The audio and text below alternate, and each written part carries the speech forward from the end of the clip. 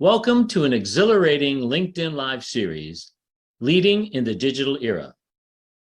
In this rapidly evolving technological landscape, the abundance of information can be overwhelming, and the ability to adapt to constant change is crucial for effective leadership. Host Robert Field understands the importance of staying connected to people, customers, and evolving trends. In this series, Robert takes part in engaging discussions with top executives.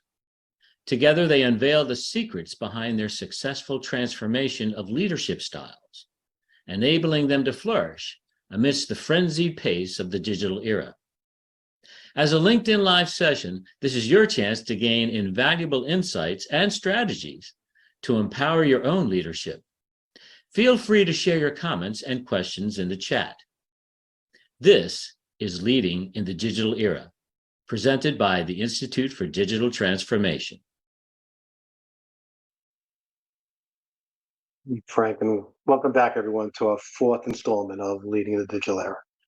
And it's a real important one for me. The idea for this whole show came to fruition in a conversation with Michael Smith, one of our guests today, and Tabitha Saris at a New York CEO event when we were discussing the importance of Tech Day of Pink, which is coming up in a few weeks, October 12th, and which gave a lot of opportunity for technologies to start celebrating and supporting breast cancer awareness. And when my conversation with Michael that night, the prefaces for Tech Day of Pink was to celebrate cancer awareness, not just breast cancer awareness. And if you know me now, you know I tend to overshare, and I'm not bald by chance, I'm bald by choice. When I had cancer a few years ago, it was something easy that we got to cut out, and it was on my head, so I just started shaving to remind myself that it's an important thing I have to take care of. And for those of you who are in my life currently, you know that right now my mom is currently fighting this disease, and we're hoping that she makes it through it today. She's at Sloan, and we're hoping she comes home soon and we can make sure that this is eradicated from her as well. But this is really, really important to me, as I know it's to many of you. And we're here to do our best to make sure that we're aware of cancer and breast cancer, and ensuring that we all come together as a community to support that. And to do that, we have to be our best. And Michael and Andrew came together with me, and during our conversation, we realized that these two people bring their best to everyone they touch. And that's why we titled this, Bring Your Best to Everyone You Touch. And they do that every day, not only with their respective charities, with iWILL and Tech Day of Pink, but within their organizations. Both Mike and Andrew, who I've been connected with for a while, have never made you feel like they're going out of their way to support you. They've always taken the time to do what they can to make sure that you feel like you're a part of their lives. And so that I'm greatly appreciative of them being part of my network and my friends. And I'm very happy to have them join me today. And we're going to start. We'll bring Andrea up first. And for those of you that know Andrea Markstrom, Andrea is a very good friend of mine. She's the head of our Inspire board at New York CIO. She's the chairman of, she's the chief information officer at Schulte, Roth and Zabel. She has 30 years of experience leading global technology organizations for large law firms and organizations. She's the founder and CEO of iWILL, a professional network organization helping women advance their careers. And she serves while also serving for the chair of Inspire CIO Network.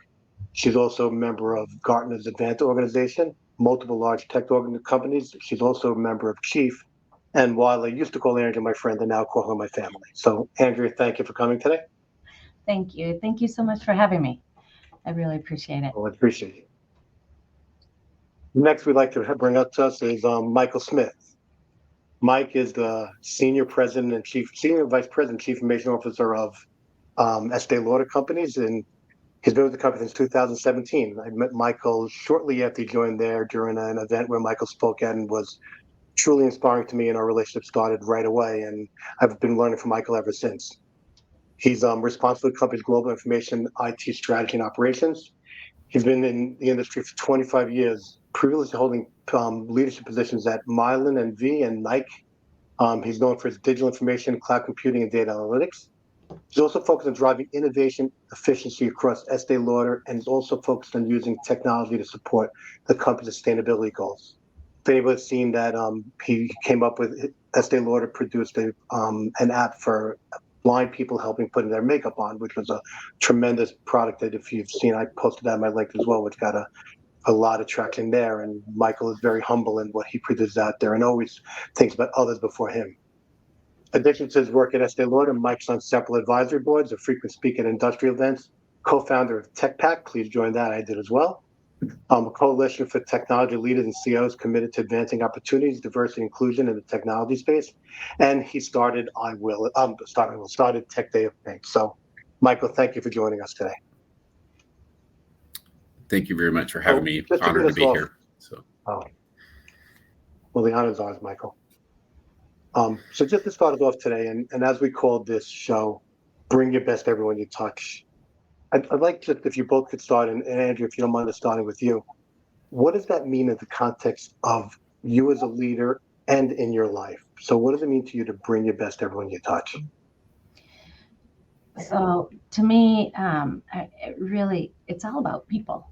And, I always talk a lot about this with my team. I'll start with my team first and then just in general in life. I always say we don't win alone, we win as a team. And honestly, I don't care what role you are. We are all here to help each other succeed. We're all here to help our firm succeed. And let's do it together. The more that we form that community, that bond, just think about it. We can do great things together. And so I think that's how we operate at work. And that's really how I operate with life it's again, you bring together people to accomplish great things. And I always think if you bring incredible people together and we all have the drive and the mission, just think of what we can accomplish. So what's important to me is that we bring each other in together and bring the best out of each other. So that's the definition on my side. Yeah. Michael, would you mind answering the same question? yeah, I mean, for me, I really came across this phrase first because it's a part of our mission statement, actually, at the Estee Lauder companies, and it's really reflective of the values of Mrs. Estee Lauder. But it resonated with me because I've always believed that when you're interacting with someone, you should bring your best. You should do your best for those individuals. And in the context of leadership, I really focus on trying to bring a culture of joy to the Estee Lauder companies and specifically to our IT team. It's a philosophy for how I run my team. It's something I take a lot of pride in. I see creating positive culture as one of those most impactful ways that a leader can make a difference in their employees' lives. As leaders, we're accountable for the impact that we have on our teams. So we touch them every day, and we're accountable then for how we show up. It's not always just about getting the work done. It's about that impact that you have on those individuals and their families and their stakeholders. And I feel it's important for me to use my influence and position to always show up in a way that prioritizes my values, my principles, and what I believe. And, for me, that means giving back. It's recognizing my team, and it's creating a positive place to work. Thank you. And another fact I don't think you publicize, well, you don't publicize anything nearly enough, Michael, but I like the comment of culture joy to your team, but I also know that I think from my network, you have one of the largest diverse IT teams out there. So I commend you on that as well. And I have a future show coming up, and I'm going to revisit that stat with you at some point in the future. Well, there's inspiration from you both. I'd like to take a little sidestep from IT leadership with you both in a minute, and let's talk about what you do bring to yourselves outside of IT. So, Andrew, as you know, I'm a big supporter of iWILL. I try to make it to every one of your events. We had a really good one at Fortinet with you, and we talked about women in cyber. But can you tell me a little bit about iWILL? Yeah. So iWILL stands for Inspiring Women, Igniting Leadership and Learning. Started 7 years ago, and it was all about bringing together a community for women. And it's now grown and includes our male allies, which are so important. It's really based on kind of three premises. The first is all about how can we help each other rise and succeed. So we put on various networking events that are aimed at exactly that. And be it if it's how do you accelerate your leadership? How do you bring personal balance, or what's your personal brand? So it's bringing these concepts and these topics that are really important to everyone at all levels, all industries, and helping each other rise and succeed. The other two pillars are all about giving back and paying it forward. So we take a percentage, all of our proceeds, in fact, and support organizations that help women accelerate in their careers and in their life. As an example of that, in New York, we help the organization called First Step, which helps women off of the streets of New York, provide them resume writing skills, computer skills, just to help them get started again. It's really important that we help not only in funding, but in mentorship, and again, any way that we can in giving back. And most recently, over the last couple of years, we have a grant fund. It's called iWILL Accelerate, where we help women that have amazing ideas but don't have the funding to get started. So we've provided them some funding to start and launch their ideas. And an example of that is an organization called 𝐢.𝐈 Health, which during the pandemic, very difficult times for at-risk teenagers to find doctors or psychiatrists to help get through some of those tough times. 𝐢.𝐈 Health started to bring at-risk teenagers directly with providers, skipping out, the bureaucracy in the middle and the months and months of potentially waiting. That's an example of where we've provided and helped launch businesses.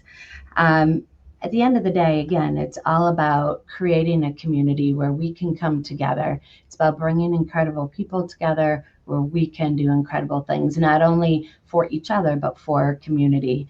iWILL is open to all women and men, all levels, all industries, and it's free to join, and it's really about building your village.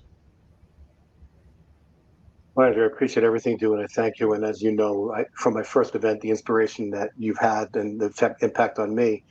So a shameless plug for iWILL and something else. For those of you who've been following us along for our last few shows, Pete was the one on our first show, and we took the lead from Joe Puglisi and our SIM members in transition group, and we started a iWILL Women in Career Transition support group. We do it every other Wednesday on Zoom. If you join the iWILL LinkedIn group, you can come there, and Pete and I will all help you support with your network, and Pete will help coach you and try to help those who need support finding their next role or helping you find where you should end up in your career transition. And it's not only open to technology or women, but it's open to anyone and anywhere that needs that support and tries to find your way. And thank you for starting that, Andrea, and for inspiring us all every day. So I truly appreciate you. Oh, thank you. Appreciate it. So Michael, long before I knew you started Tech Day of Pink, I've been doing that pink ribbon on Instagram every October. And when we sat down at dinner that day and I realized that it was you who founded it, it was amazing to me. And I was truly grateful for it because it's something that brought my teams together and gave technologists an opportunity to do something different that we don't get to do every day. So can you tell me about this? And if you don't mind just dropping in where that whole pink ribbon started as well into the whole story, I'd appreciate it. Yeah, absolutely. I joined the Estee Lauder companies in August of 2017. And I had just lost somebody very, very close to me, very close to my mother, very close to a number of people in my life that had to battle to breast cancer. And, it was really top of mind and heavy on my heart at the time. And I went to the very first my very first executive leadership team meeting. And we were having a briefing by the Estee Lauder Company's breast cancer campaign. And the breast cancer campaign at the Estee Lauder Companies is really one of our largest philanthropic causes and initiatives. And in fact, that iconic, now iconic pink ribbon that you see on the screen here, and you see everywhere, and you're wearing today, Robert, that was actually co-created by Mrs. Evelyn Lauder, as in her effort to start the Breast Cancer Research Foundation to raise breast cancer awareness. And in that meeting, I learned about that. I also heard what our regional presidents and our brand presidents were doing in these tremendous initiatives they had planned coming up for that October, and to raise money, to raise funds, to raise awareness. And I was wondering what I could do, just as a functional leader leading the technology group. What would it be how could I contribute to this? And it was pretty simple. Decided that I would ask the IT team on the second Thursday of October to everybody wear pink as a little bit of a team building, but then post on social media with the hashtag #TechInPink 2017 at that time, #TechInPink 2017, and on that Thursday. And I would donate to the breast cancer per post to the Breast Cancer Research Foundation. And the day came up, and I was scrolling through, kind of counting hashtags, and I was surprised to see that some of my colleagues that I'd worked with at Nike, some of my colleagues I'd worked with at Mylan, some people at some companies I was on the board with, had actually been wearing pink and posting as well. I guess I had been a lot more excited and talking about it a lot more than I had realized. But it occurred to me then that there was an opportunity to actually rally the technology community in this, and not just keep it so insular. And I actually reached out to a number of CIOs and other technology executives that I knew, and I encouraged them to rally their teams around this cause in the next year to do the same. Simply just wear pink, post, and I challenged them to match my per post donations. And to my surprise, it really took off. This past year, we believe that we had over 2 million people participate around the globe. We raised over $520,000 in direct impact this past year. So it was pretty surprising, kind of how this thing has grown. And really, this year, the event is going to be on October 12th, Thursday, October 12th. And we're asking people to use the hashtag #TechInPink 2023 if they wear pink and they post. And there's quite a few other activities, including a benefit concert. We may have benefit concert that'll happen as well. All of that information is available at techdayofpink.com. I really encourage everyone to participate. If you lead teams, get your teams to participate. It's a great way to bring people together. So,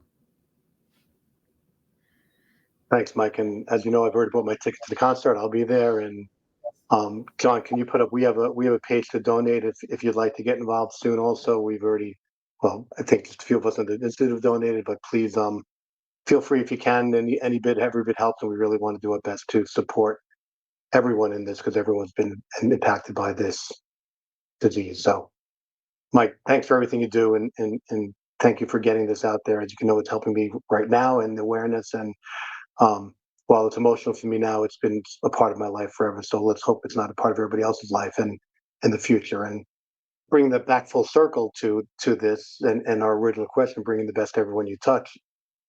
If we think about 5 generations of people in the workforce and the role you both play as leaders in your organizations, how do you continue to keep this positive impact on everybody in your organization, knowing that there's different generations there and they need to be touched differently? How do you keep that positivity depending on the message you're bringing to different people at different levels? So, Mike, you want to take that one first today? Yes.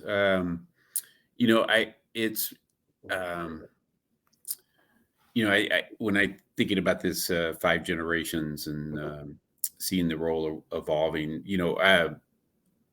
we've learned, if we've learned nothing over the past few years, we've seen through the pandemic just how quickly everything can change. And, change is inevitable. It's always been inevitable, but it's increasing at a faster and faster pace. I think as fast as, I heard a quote the other day that as fast as things are changing today, this is actually the slowest they will ever be again, that things are going to continue to accelerate. And so I believe that the role of the CIO is going to, and really all leaders are going to have to become much more agile. We're going to have to learn how to adapt quickly. We're going to have to learn how to process information and stay on top of things. And, and most importantly, create a team that can do that, that can be agile and can adapt quickly. And, it's really all leaders, not just CIOs, that are going to be pushed more and more, I believe, to use their influence for good and to make a positive impact. As we see in these earlier generations, consumers and employees alike, they're keen to have their leaders stand for something. The consumers want to give their money to companies that align with their values, and employees want to go to work for companies that align with their values. And we've seen so many things over these past few years.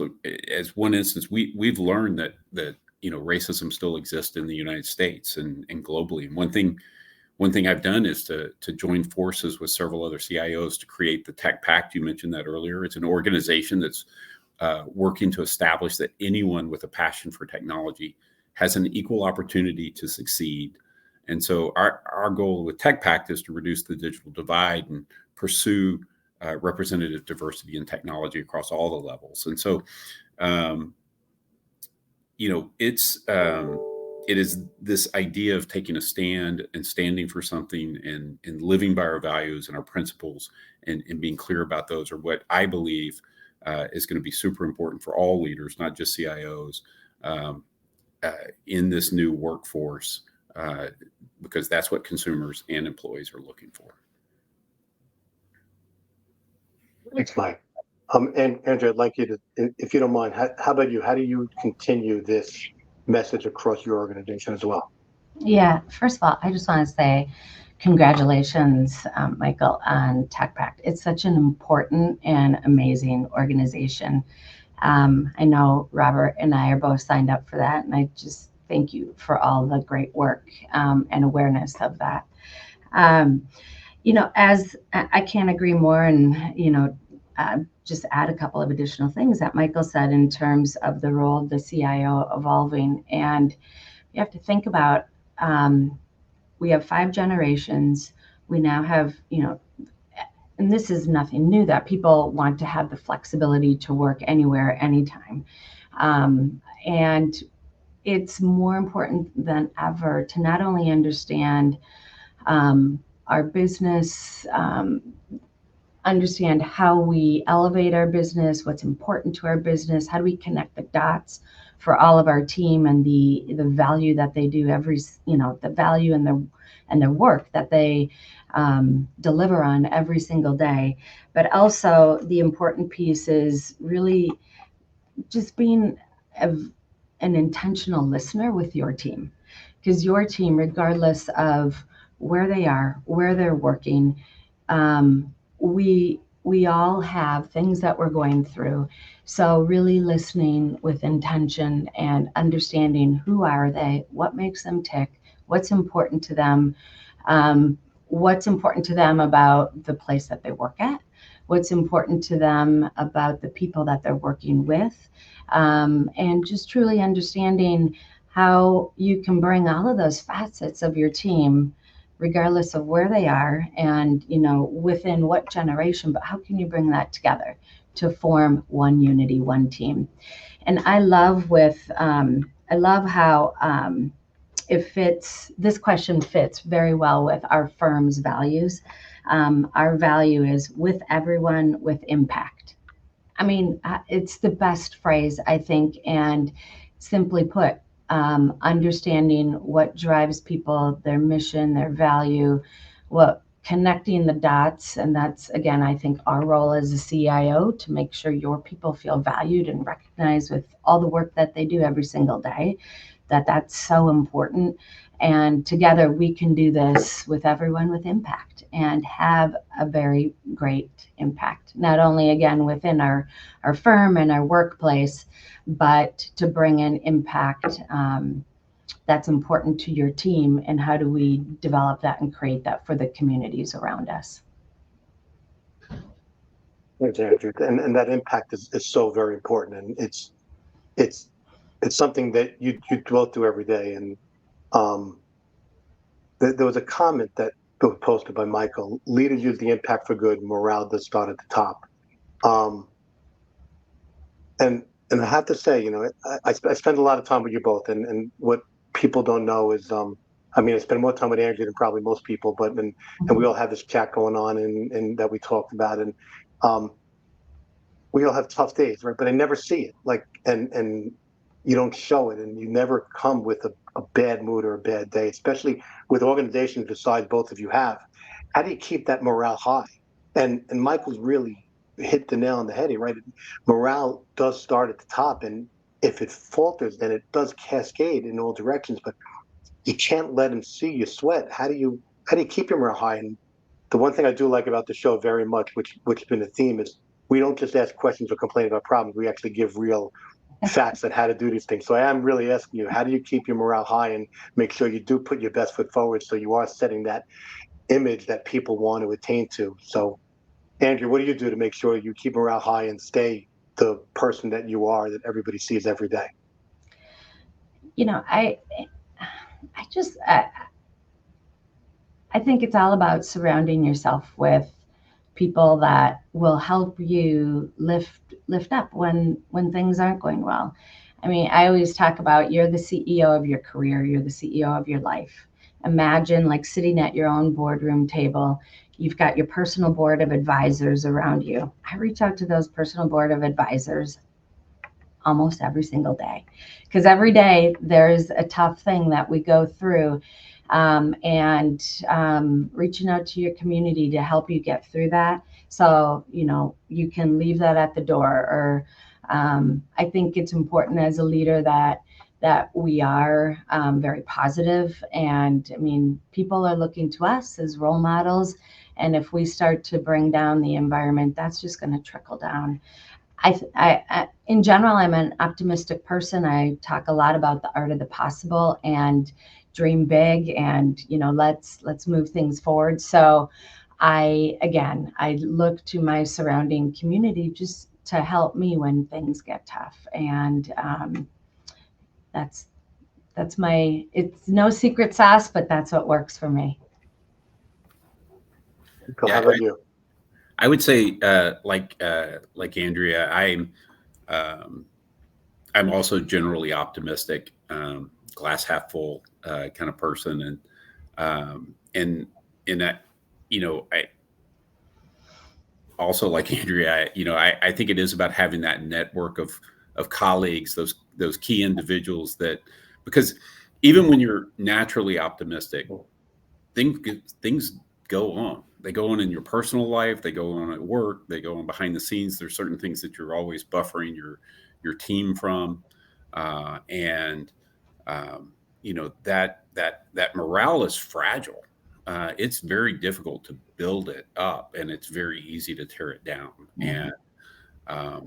And you know, so for me, it has to be very conscious every day. I'm sure I'm not nearly as consistent and good at it as I would like to be, but try to make a conscious effort to bring that positivity, that optimism, the can-do attitude, the anything is possible.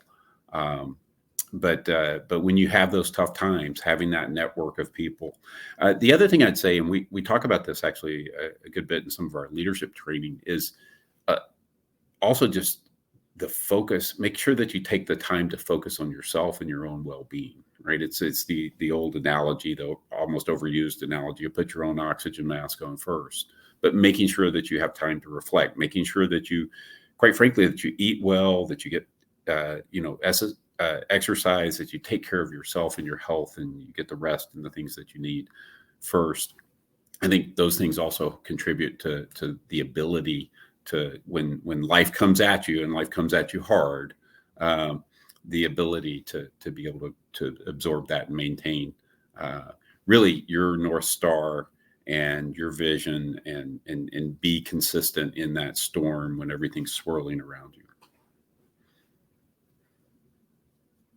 I'm living that part now, by the way, and that taking care of yourself when life comes hit you. If you don't, it's hard. And if you right now with burn the candle at both ends, if I didn't take the time to take care of myself and work out, this little cold I have now would be much worse. And if I didn't do that. So I appreciate that, Michael. Great advice. So I know we planned some questions here, but I do want to get one in there that's kind of important. And it comes to everything we're seeing now in from an innovation perspective, and sort of sharing that leadership of what we do. And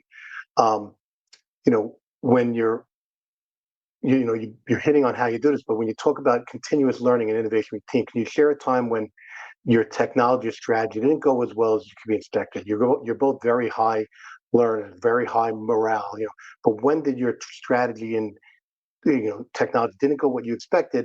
How did you handle that? Well, how did you pivot, and what did you learn from that?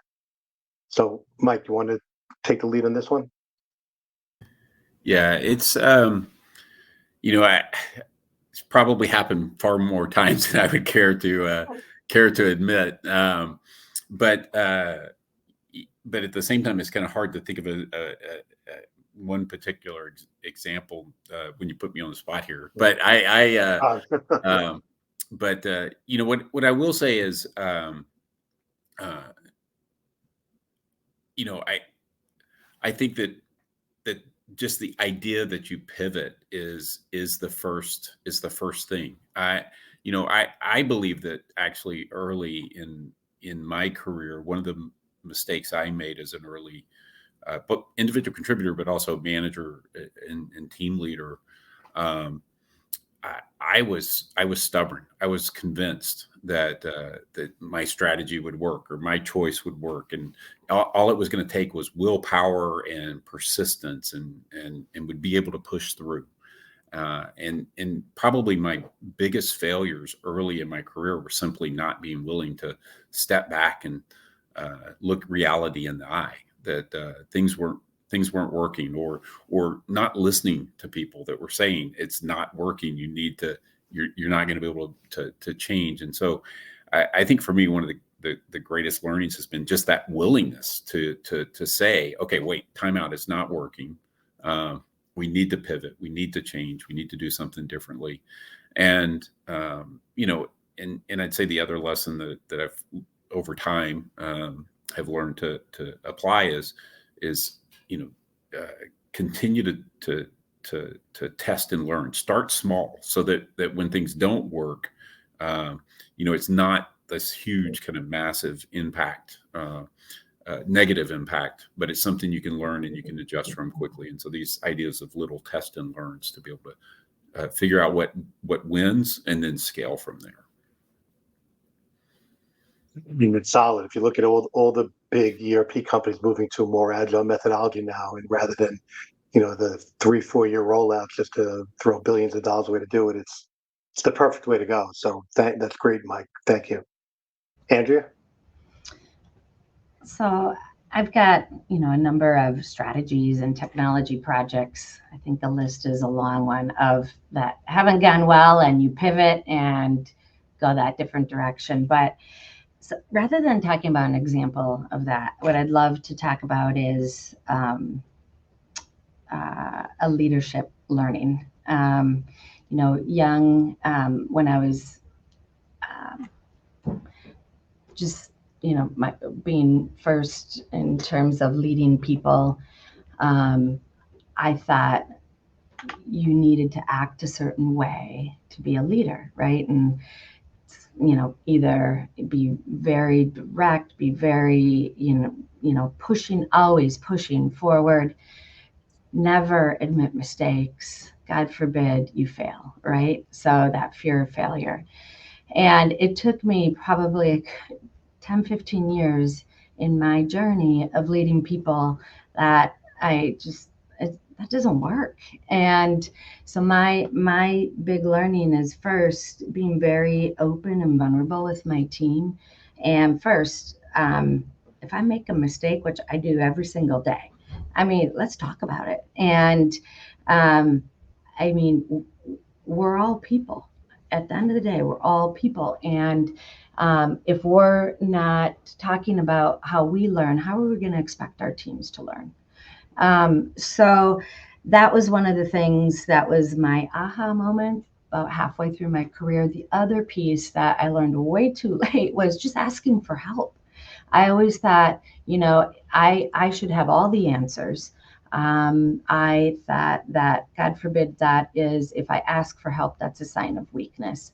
And that's so far from the truth. And the minute that I learned it's okay to ask for help, it's okay to ask for help not only, within your workplace, but outside in your community. Oh my gosh, just what can you create together? So removing that, sense of failure and mistakes is a weak position. I now, it's all about failing forward, because we will fail, we will make mistakes. What do you learn? How do you move forward? How do you talk about those? And please talk about those with your team. The minute that I started doing that, that's really when our teams came together. So I have all kinds of leadership lessons in life. Those are a couple.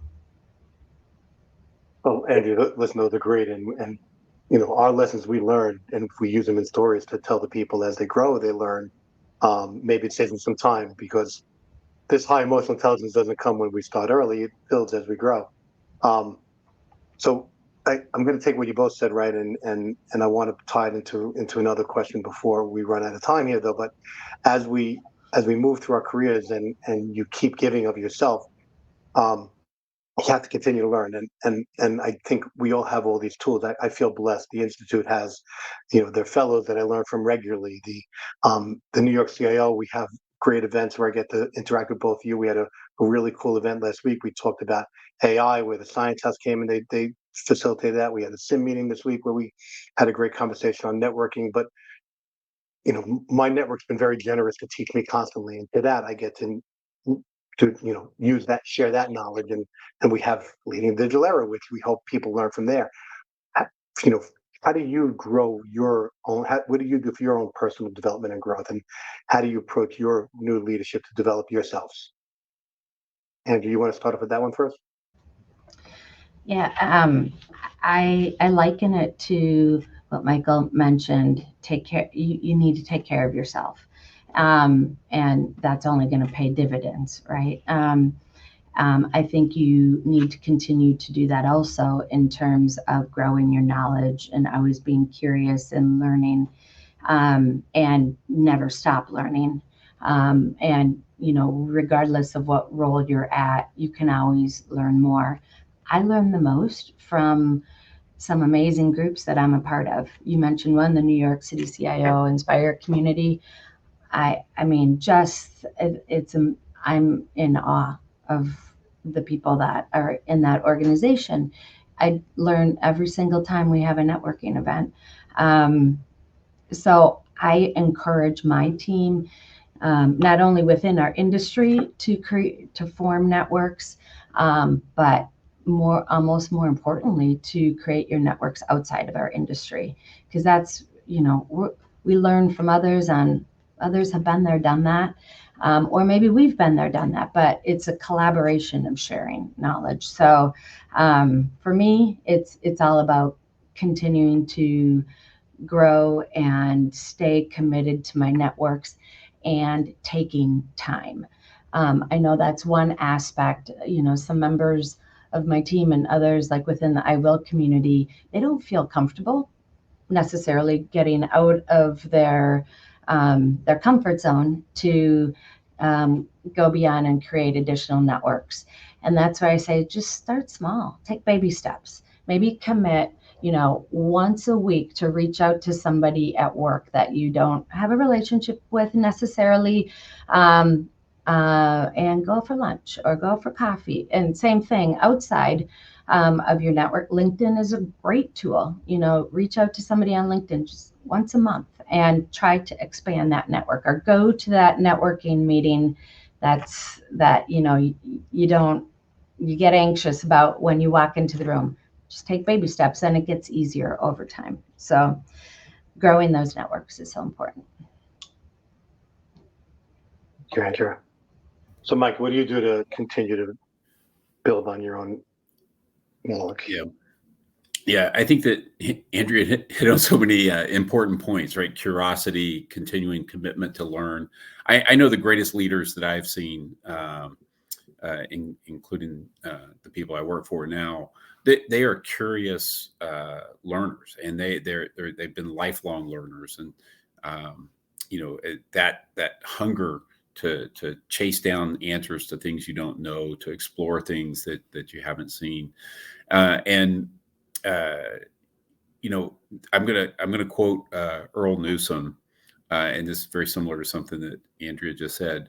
Earl is somebody I worked with on Tech Pact. I met through these incredible networking events. I think both of you hit on that. I mean, the New York CIO group has given me exposure to so many great leaders that you can learn from, not just by talking to. That's an important part, is sharing challenges and being vulnerable with each other, but also by observation and watching and learning and role modeling. And the two of you have been role models for me and have inspired me, and I've learned so much kind of from the outside looking in or looking at. And but Earl was one of the people that I met there, and one of the quotes that Earl had that I believe had a pretty profound impact for me personally, he talks about +1. Just add one more. This was sort of to your comment, Andrew, about going and having lunch with somebody or coffee with somebody that you wouldn't normally talk. He's like, just add one more person to that list of people you're going to talk to today. Read one more book that maybe you wouldn't normally read. Listen to one more song that you might not normally listen to. Listen to one more podcast that you wouldn't. And if you do that +1 every day in every aspect of your life, before you know it, you've expanded your knowledge, and your perspective starts to change. And it's a principle and a practice that I'm trying to apply consistently. And I couldn't be more grateful to Earl for introducing me to that concept. But it's super powerful. +1. So my whole life's going to be based on +1 now. I love that. It's fantastic. I know. I love that, Michael. So then I'm going to throw this out there with a +1. I'd be remiss if I didn't think about, at least you guys, and talk about what the future looks like. And everyone's talking about AI, and maybe I might pontificate a little bit. They talk too much about AI and not enough about what AI means to Web3, or the convergence of AI and AR and VR and blockchain and what have you. But with your +1s and what you're doing now, what does the future role of the CIO mean? And I'd like to at least touch on the part, because we're not the other institute show with the Leading in the Digital Era show. So what does the future CIO role mean in the most transformative part of the business in the coming years? So where does that come from? What do your guys think about that role in business change? I'm going to leave it to, so Andrew, ladies first. You want to go with that one?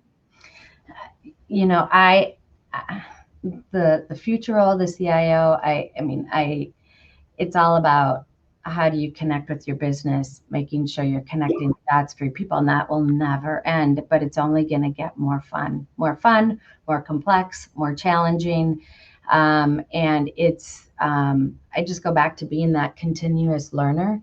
And especially think about this with Gen AI, how many things have changed in just a matter of months. Think about this a year from now, what it will be like if we are not continuous learners and constantly, challenging the status quo and being that change agent. That's our role, right? And it's that curious change agent that we just need to continue to be. Michael, future of CIO in business? Yeah, I think that, you know, AI, I think, is just the latest example, right, of an emerging technology that's driving disruption. It goes back to what I was talking about earlier, which is the pace of change is faster. And I think that Andrea hit the nail on the head with the idea of being a continuous learner, because I believe that our role is going to be to anticipate what consumers, what our employees, what markets, what competitors are doing, and making sure that it's all about how we leverage these tools and these new technologies and how we apply them, whether we're applying them on a competitive standpoint in the marketplace, or we're applying them for, you know, much of what we're talking about today, which is our impact on a broader platform and impact for good. But it's all about that continuous learning, so that we can identify and anticipate the really the opportunities as they emerge. And it's really, you know, I think in our role as executives for these corporations, for us to win, we have to anticipate and be able to move to action faster than our competitors. That's going to be more and more challenging for us as the pace of change goes. It's going to be so much easier for disruptors to come in and change our world. And so it really is about staying informed and staying current. There's the next big thing that Estee Lauder, you, Mike, are working on within your organization that you can share with us, or what's the next big technology you guys are considering? Oh, next big tech. Well, you know, I have to say that I have been super committed to inclusive technology and really that category. There's over 1.3 billion people that have some type of disability that you know, impacts impacts their lives. And you know, only 4% of the beauty and personal care brands that are out there cater to the needs of these physically disabled individuals. And you know, at the Estee Lauder companies, we want to be the most inclusive beauty company out there. And you know, we recognized a number of years ago that creating inclusive technology will help reach those consumers, help empower them. And you know, you spoke earlier about voice-enabled makeup assistant. It is an innovation where we have created a first of its kind artificial intelligence powered app that helps the low vision and blind users apply their makeup. If you're in North America or UK or Ireland, I encourage you to go out to the Apple Store and download it and try it. It's the Estee Lauder voice-enabled makeup assistant. And it's really, you know, we're super proud of the impact that it's had on the community. We worked super close with and really took all the input from the low vision and blind community to meet their needs. You know, we tweaked and changed and adjusted and pivoted as we got feedback from them to really make it for them. And we're so proud of the fact that we actually won a Fast Company Innovation Award and a CIO 100 award for this.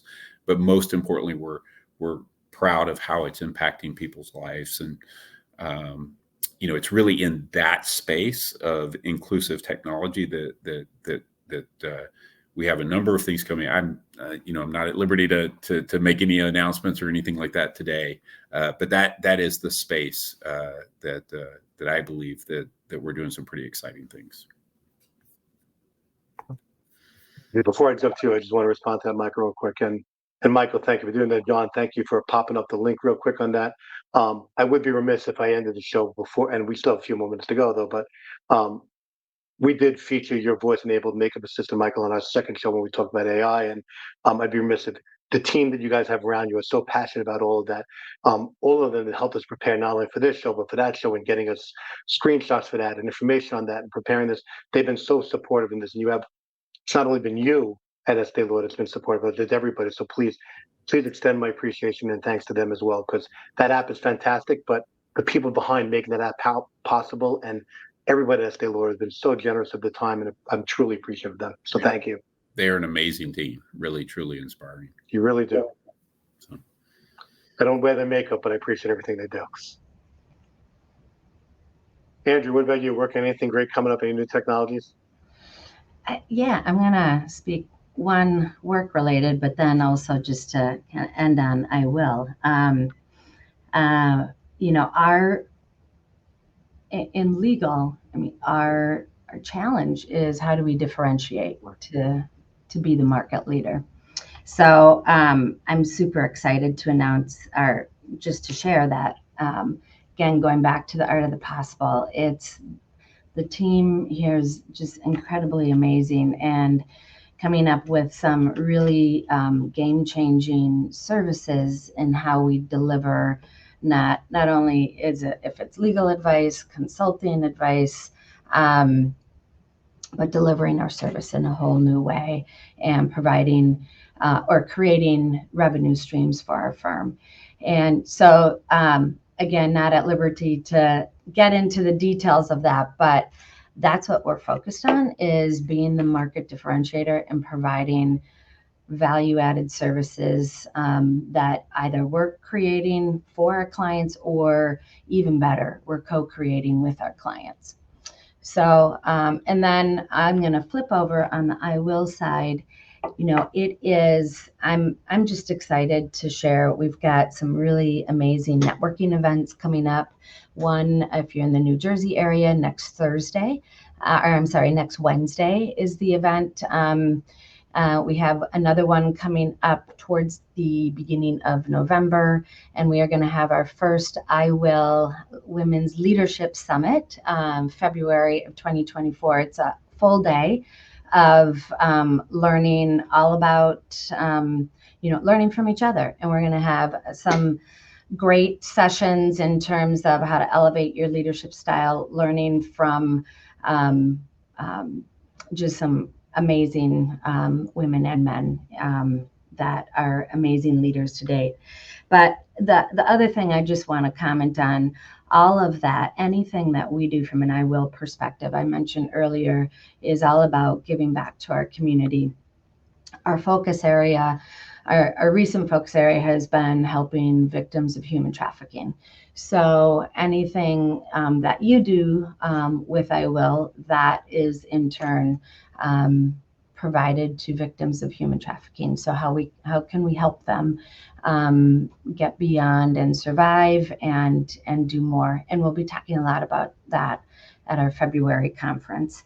I mean, it just takes one person to change a life. And think about it, if you bring a whole community together, what we can do. So thank you. Andrew, thank you. I was at the last event where that was a topic as well, and it wasn't an easy topic to listen to, but an important one. And I encourage everybody to go listen to that topic. If you haven't, it's important, and it's hard to think about your kids without hearing that topic. So thank you, Andrew, for everything you do.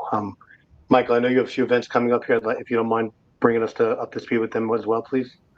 Yeah, you know, I think just in general, Thursday, October 12th is Tech Day of Pink.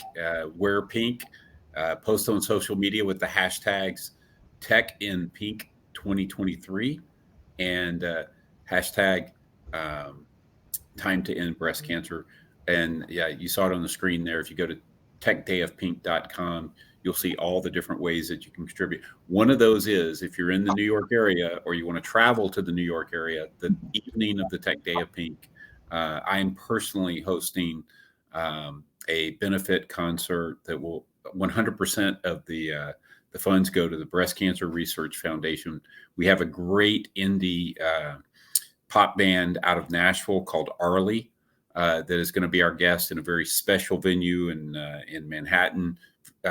Great opportunity to see up and coming rising band in a small, intimate environment, and also to mingle with a lot of your peers in the New York area. And it should be a lot of fun. Last year we had Sunflower Bean. They went on to be on several late night shows and headline South by Southwest. So it's really becoming a great venue for up and coming rising bands, and to be one of the first to hear them in a nice environment where you can interact directly with the band. So I'm looking forward to Michael. If you do come and you need a ribbon, I have a whole bunch of extras. I'll bring them for you. So please, Excellent. please join us all there. I'll be there. Michael, Andrea, Tabitha, and a lot of the other New York CIO people there. I'm sure I know Cindy Finkelman's going to come as well. So please make sure you show up. Tech Day in Pink. Support iWILL. Thank you for supporting this show. Michael, Andrea, I can't tell you how much this means to me, how I appreciate you both, everything you've done for me and your friendship and your learning I get from you guys every day. So thank you for being here today. Thank you for everyone in the chat, for those of you who watch, John, Frank, for putting the show together. It was really great to get to this point we started. We have a lot more shows we're going to be announcing soon. And I'm hoping that we can do this on a yearly basis to help kick off at least the start of announcing Tech Day for Pink, but Tech Day of Pink, and learning from Michael and Andrew on an ongoing basis. So thank you, everybody, and we'll see you soon. Thank you. Thank you. Thanks for joining Leading in the Digital Era, hosted by Robert Veal. Look for more Leading in the Digital Era, presented by the Institute for Digital Transformation, coming to a LinkedIn Live session soon. Can't join Robert for the live session? You can catch the replay anytime on our YouTube channel.